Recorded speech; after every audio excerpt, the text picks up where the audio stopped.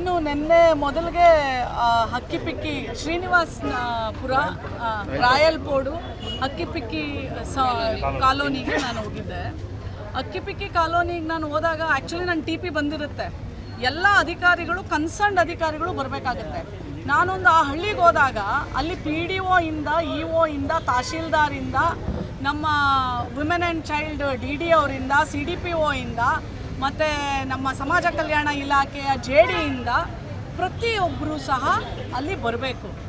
ಏನು ಅಂದರೆ ಯಾವ ಮಟ್ಟಕ್ಕೆ ನಾನು ಎಲ್ಲ ಜಿಲ್ಲೆಗಳಿಗೆ ಹೋಗಿದ್ದೀನಿ, ಅಷ್ಟೊಂದು ನಿರ್ಲಕ್ಷ್ಯ, ಅಷ್ಟೊಂದು ಬೇಜವಾಬ್ದಾರಿ ನಾನು ನೋಡಿದ್ದು ಕೋಲಾರ ಜಿಲ್ಲೆಯಲ್ಲಿ. ನಾನು ಅಲ್ಲಿ ಹೋಗ್ತೀನಿ, ಅಲ್ಲಿ ಹೋದರೆ ವುಮೆನ್ ಆ್ಯಂಡ್ ಚೈಲ್ಡ್ DD ಒಬ್ಬರು ಮಾತ್ರ, ಅಮ್ಮ ತಾಯಿ ಒಂದು ನಿಮಿಷ ಪ್ರೆಸ್ ಮೀಟ್ ಮಾಡ್ತಾಯಿದ್ವಿ ಪ್ಲೀಸ್.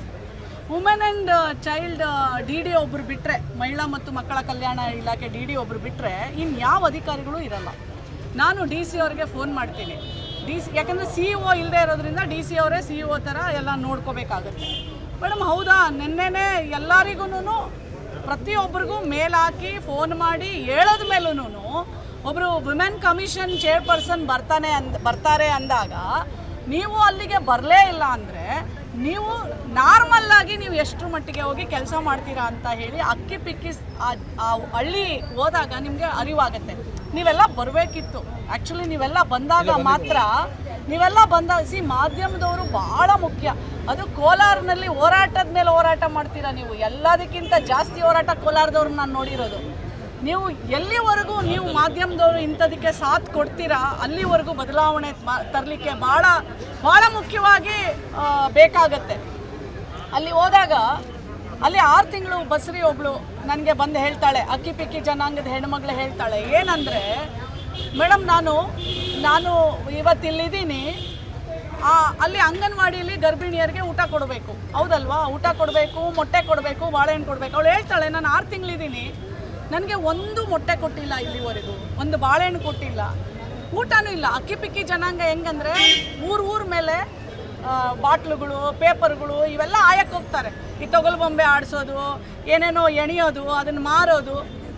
ಅಂಥ ಹೆಣ್ಣುಮಕ್ಕಳಿಗೆ ನಿಜವಾಗ್ಲೂ ಸರ್ಕಾರ ಮಾಡಿರೋದು ಅಂಥ ಬಡವರಿಗೆ, ಅಂಥವ್ರಿಗೆ ಸಿಗಬೇಕು ಅಂತ. ಯಾರು ಅದು ಗರ್ಭಿಣಿ ಅನ್ನೋ ಒಬ್ಬರು ಆ ಮಟ್ಟಕ್ಕೆ ಹಸುವಿನಿಂದ ಬಳಲ್ತಾ, ನಾನು ಅವಾಗ ಅಂಗನವಾಡಿ ಒಳಗಡೆ ಹೋಗಿ ಚೆಕ್ ಮಾಡಿದ್ರೆ ಮಧ್ಯಾಹ್ನದ ಊಟ ಇಲ್ಲ. ಆಮೇಲೆ ಅಲ್ಲಿರೋ ಮಕ್ಕಳನ್ನೆಲ್ಲ ಕೇಳಿದ್ರೆ ಮೇಡಮ್ ಬರ್ತಾರೆ ಅಂದ್ಬಿಟ್ಟು ಮಕ್ಕಳೆಲ್ಲ ಓಡೋಗ್ಬಿಟ್ರು ಅಂತ ಹೇಳ್ತಾರೆ. ಮೇಡಮ್ ಬರ್ತಾರೆ ಅಂದರೆ ನಾನು ಮಕ್ಕಳು ಡಾಕ್ಟ್ರು, ಯಾಕೆ ಡಾಕ್ಟ್ರ್ ಅಲ್ಲ, ನಾನು ಅವ್ರಿಗೆ ಆ ಊರಿನವ್ರಿಗೆ ಸುದ್ದಿ ಗೊತ್ತಿಲ್ಲ ನಾನು ಹೋಗೋದು. ಅಲ್ಲಿರೋ ಮಕ್ಕಳಿಗೆ ಹೆಂಗೆ ಗೊತ್ತಾಗ್ಬಿಡುತ್ತೆ? ಅಧಿಕಾರಿಗಳು ಅಷ್ಟರಲ್ಲಿ ಬಂದರು, ಜನನೂ ಸೇರಿಸಿರ್ಲಿಲ್ಲ. ಆ್ಯಕ್ಚುಲಿ ಅಲ್ಲಿರೋ ಸಮುದಾಯನೆಲ್ಲ ಅವ್ರು ಸೇರಿಸ್ಬೇಕಾಗಿತ್ತು. ಎಲ್ಲ ನಮ್ಮ ಜೊತೇಲಿ ಇದ್ದಿದ್ದು ವುಮೆನ್ ಆ್ಯಕ್ಟಿವಿಸ್ಟ್ಗಳೇ ಎಲ್ಲ ಹೋಗಿ ಅವರನ್ನು ಕರ್ಕೊಂಬಂದರು, ಮೇಡಮ್ ಬಂದಿದ್ದಾರೆ ಬನ್ನಿ ಅಂತ. ಅಷ್ಟರಲ್ಲಿ EO ಬಂದರು, ತಹಶೀಲ್ದಾರ್ ಬಂದರು, PDO ಅಂತೂ ಬರಲೇ ಇಲ್ಲ. Actually PDO ಇರಬೇಕಿತ್ತು. ನೆನ್ನೆ ಕೇಳಿದ್ರೆ ಅವರು ಯಾಕೆ ಅಂದರೆ ನೋಡಿ, ಆ ಅಂಗನವಾಡಿ ಟೀಚರ್ ಬಂದರು, ಮಾಸ್ಕ್ ಹಾಕ್ಕೊಂಡಿದ್ರು. ಯಾಕೆ ಮಾಸ್ಕ್ ಹಾಕ್ಕೊಂಡಿದೆ? ಆ ಅಮ್ಮ ಕೂತು ಗುಟ್ಕ ಅಗಿತಾಳೆ, ಯಾಕೆ?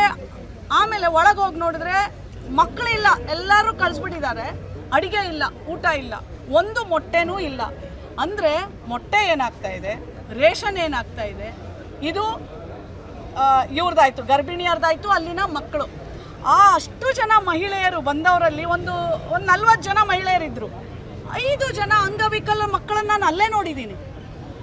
ಜಸ್ಟ್ ಇಮ್ಯಾಜಿನ್ ಮಾಡಿ, ಆ ಜನಾಂಗ ಸಮುದಾಯದಲ್ಲಿ ಆ 5 ಜನ ಮಹಿಳೆಯರಿದ್ದರು, ಅಲ್ಲಿ 5 ಜನ ಅಂಗವಿಕಲ ಮಕ್ಕಳು.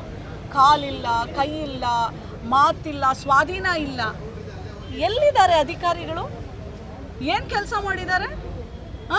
ಆ ಸಮುದಾಯಕ್ಕೆ ಅವ್ರ ಹಕ್ಕುಗಳೇನು, ಅವ್ರಿಗೇನು ಕೊಡಿಸ್ಬೇಕು? ಓಲ್ಡ್ ಏಜ್ ಪೆನ್ಷನ್ ಇಲ್ಲ ಅವರಿಗೆ ಆ ಸಮುದಾಯದಲ್ಲಿ, ಅಂದರೆ ತಿಳುವಳಿಕೆ ಇಲ್ಲ. ಅಲ್ಲಿ ಗೆದ್ದಿರೋ ಒಂದು ಹೆಣ್ಮಗಳಿಗೂ ಅಕ್ಷರ ಇಲ್ಲ.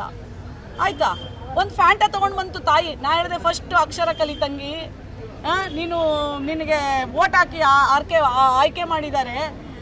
ವಿದ್ಯೆ ಇಲ್ಲ ಅಂತಂದರೆ, ರಾಜಕಾರಣದಲ್ಲಿ ವಿದ್ಯೆ ಇಲ್ಲ ಅಂತಂದರೆ ಕಣ್ಣಿದ್ದು ಕುರುಡ್ರಿದ್ದಂಗೆ ಅಂತ ಪಾಪ ಎಮ್ಮ ಹತ್ಕೊಂಡ್ಲು. ಯಾಕೆ ಈ ಅವ್ಯವಸ್ಥೆ? ಯಾಕೆ ಅಲ್ಲಿ ಆಧಾರ್ ಇದು ರೇಷನ್ ಕಾರ್ಡ್ ಇಲ್ಲ, ರಸ್ತೆ ಇಲ್ಲ, ಜಾಬ್ ಕಾರ್ಡ್ಸು ನರೇಗಾದಲ್ಲಿ ಎಲ್ಲ ಬಡವರು, ಒಬ್ರಿಗೂ ಜಾಬ್ ಕಾರ್ಡ್ಸ್ ಅಂದರೆ ಏನು ಅಂತ ಗೊತ್ತಿಲ್ಲ. ಬಟ್ ಅಲ್ಲಿ ಕೇಳಿದಾಗ ಒಬ್ರಂದ್ರು ಮೇಡಮ್ ಇಲ್ಲಿ ಈ ಊರಿಗೆ 40 ಮನೆ ಸ್ಯಾಂಕ್ಷನ್. ಅಲ್ಲಿರೋರಿಗೆ ಏನೂ ಗೊತ್ತಿಲ್ಲ, ಗ್ರಾಮ ಸಭೆಗಳಿಲ್ಲ. ಇವರೆಲ್ಲ ಏನು ಮಾಡ್ತಾರೆ? ಮತ್ತೆ ಹಳ್ಳಿ ಇರೋದ್ರಿಂದ ಕೃಷಿ ಇಲಾಖೆದವ್ರು ಎಲ್ಲಿದ್ದಾರೆ? ಕೋಳಿ ಕುರಿ ಸಾಗಾಣಿಕೆ, ಹಸು ದನ ಇವೆಲ್ಲ ಎಲ್ಲಿ, ಯಾಕೆ ಅರಿವು ಮೂಡಿಸ್ತಾ ಇಲ್ಲ? ಎಲ್ಲೋಗಿದ್ದಾರೆ? ಸೌಲಭ್ಯಗಳನ್ನು ಯಾಕೆ ದೊರಕಿಸ್ತಾ ಇಲ್ಲ? ಇದು ನಾನು ಇಡೀ ಕೋಲಾರ ಜಿಲ್ಲೆ ಓಡಾಡೋಕ್ಕಾಗಲ್ಲ. 3 ದಿನ ಬಂದಿದ್ದೀನಿ, 3 ದಿನ ಒಂದೊಂದು ಪ್ರವಾಸ ಮಾಡಲಿಕ್ಕೆ ನಾನು ಹಾಕ್ಕೊಂಡಿದ್ದೀನಿ. ಇದು ನೆನ್ನೆ ಹೋಗಿದ್ದು ಅಕ್ಕಿ ಪಿಕ್ಕಿ ಅಂದರೆ ಅಷ್ಟೊಂದು ಆರೋಗ್ಯ, ಮಾಲ್ ನ್ಯೂಟ್ರಿಷನ್ನು, ಅಷ್ಟೊಂದು ಅಂಗವಿಕಲತೆ ಇದೆ. ಆರೋಗ್ಯ ಇಲಾಖೆ ಏನು ಮಾಡ್ತಾ ಇದ್ದಾರೆ? ಅವರು ಎಲ್ಲ THO ಏನು ಮಾಡ್ತಾ ಇದ್ದಾರೆ? ರಾಯಲ್ಪಾಡು ಆಸ್ಪತ್ರೆಗೆ ಹೋಗಿದ್ದೆ ನಾನು, PHCಯಲ್ಲಿ. ಅಲ್ಲಿ ಒಳಗಡೆ ಹೋದಾಗೆ ಒಂದು, ಆಚೆ ಬಂದರೆ ಇಡೀ ಊರು ಜನ ಇದ್ದರು. 3 ವರ್ಷದಿಂದ ಡಾಕ್ಟ್ರ್ ಇಲ್ಲ. ಅಲ್ಲಿ THO ಕೇಳಿದ್ರೆ ಇದೊಂದು ಹೇಳ್ತಾನೆ, ಇನ್ನೊಂದು ಹೇಳ್ತಾನೆ, ಇನ್ನೊಂದು ಹೇಳ್ತಾರೆ. ಇದ್ಯಾಕೆ? ಇವಾಗಲೂ ಅಷ್ಟೇ ರಾಯಲ್ಪಾಡಿಂದ ಬಂದಿದ್ರು, ಅಲ್ಲಿ 2 ಮಹಿಳೆಯರು ಬಂದಿದ್ರು. ಹೇಳಿದ್ರು ಮೇಡಮ್ ನಾವು ಇಷ್ಟು ದೂರ ಬರಬೇಕು, ನಾವು ಕೂಲಿ ನಾಲಿ ಮಾಡ್ಕೊಂಡು ತಿನ್ನೋರು, ನಮ್ಗಲ್ಲಿ PHCಯಲ್ಲಿ ಒಂದು ಡಾಕ್ಟ್ರನ್ನ ಕೊಡಿ. ಕಾಂಟ್ರಾಕ್ಟ್ ಬೇಸಿಸಲ್ಲಿ ಡಾಕ್ಟ್ರನ್ನ ಇಮ್ಮಿಡಿಯೇಟ್ಲಿ ಕೊಡ್ಬೋದು. ಜಿಲ್ಲಾ ಅಧಿಕಾರಿಗಳಿಗೂ ಸಹ ಅದು ನೋಡಿ, ಇದು ಅವರ ಭಾಳ ಮುಖ್ಯವಾದಂಥ ಒಂದು ಕರ್ತವ್ಯ. ನಾನು ಹೇಳೋದಿಷ್ಟೇ, ನಾನು ಇಲ್ಲಿ ಕಂಪ್ಲೇಂಟ್ ಮಾಡೋಕ್ಕೆ ಬಂದಿಲ್ಲ. ಎಲ್ಲಿ ಅಧಿಕಾರಿಗಳು ಕೆಲಸ ಮಾಡಲ್ವೋ ಅವರನ್ನು ಸರಿಯಾಗಿರೋ ಪನಿಷ್ಮೆಂಟ್ಗೆ ಗುರಿ ಮಾಡಬೇಕು. ಆವಾಗ ಮಿಕ್ಕಿದ ಅಧಿಕಾರಿಗಳೆಲ್ಲ ಸರಿ ಹೋಗ್ತಾರೆ. ಎಲ್ಲಿವರೆಗೂ ನಾವು ಅವರನ್ನು ಕರ್ತವ್ಯ ಲೋಪದಿಂದ ಅವ್ರಿಗೆ ಏನು ನಾವು ಪನಿಷ್ಮೆಂಟ್ ಕೊಡಲ್ವೋ ಅಥವಾ ಅಲ್ಲಿವರೆಗೂ ಇದು ವ್ಯವಸ್ಥೆ ಸರಿ ಹೋಗಲ್ಲ. ನಾನಂತೂ ಯಾರ್ಯಾರು ಅಧಿಕಾರಿಗಳು ಅಲ್ಲಿ ಬಂದಿದ್ರು, ಯಾರ್ಯಾರು ಕರ್ತವ್ಯ ಲೋಪ ಆಯಿತು, ಯಾರ್ಯಾರು ಅಟೆಂಡ್ ಮಾಡಿಲ್ಲ, ಪ್ರತಿಯೊಬ್ಬರ ಬಗ್ಗೆನೂ ಚೀಫ್ ಮಿನಿಸ್ಟ್ರಿಗೆ ನನ್ನ ಪತ್ರ ಹೋಗುತ್ತೆ, ಚೀಫ್ ಸೆಕ್ರೆಟ್ರಿಗೂ ಹೋಗುತ್ತೆ, ಇಲ್ಲಿರೋ ಜಿಲ್ಲಾಧಿಕಾರಿಗಳಿಗೂ ಹೋಗುತ್ತೆ. ಮತ್ತು ಜಿಲ್ಲಾಧಿಕಾರಿಗಳು ನಾನು ಇವತ್ತು ವ್ಯವಸ್ಥೆ ನೋಡಿಕೊಂಡು ನಾನು ಅಂದ್ಕೊಂಡೆ ನಾಳೆ ರಿವ್ಯೂ ಮಾಡೋದನ್ನು ನಾನು ಮುಂದೆ ಹಾಕಿದ್ದೀನಿ. ಇನ್ನೂ 1-2 ದಿನ ನಾನು ಕೋಲಾರಕ್ಕೆ ಬಂದು ಅದೆಲ್ಲ ಮುಗಿಸ್ಕೊಂಡು ಆಮೇಲೆ ಜಿಲ್ಲಾಧಿಕಾರಿಗಳು, CEO ಮತ್ತು SP ಅವ್ರದ್ದು ನಾನು ಇನ್ನೂ ಯಾವುದೇ ಸ್ಟೇಷನ್ಗಳಿಗೆಲ್ಲ ಹೋಗಿಲ್ಲ. ಈಗ ಆಲ್ರೆಡಿ ಒಂದು ಮರ್ಡರ್ ಅಂತೀರ.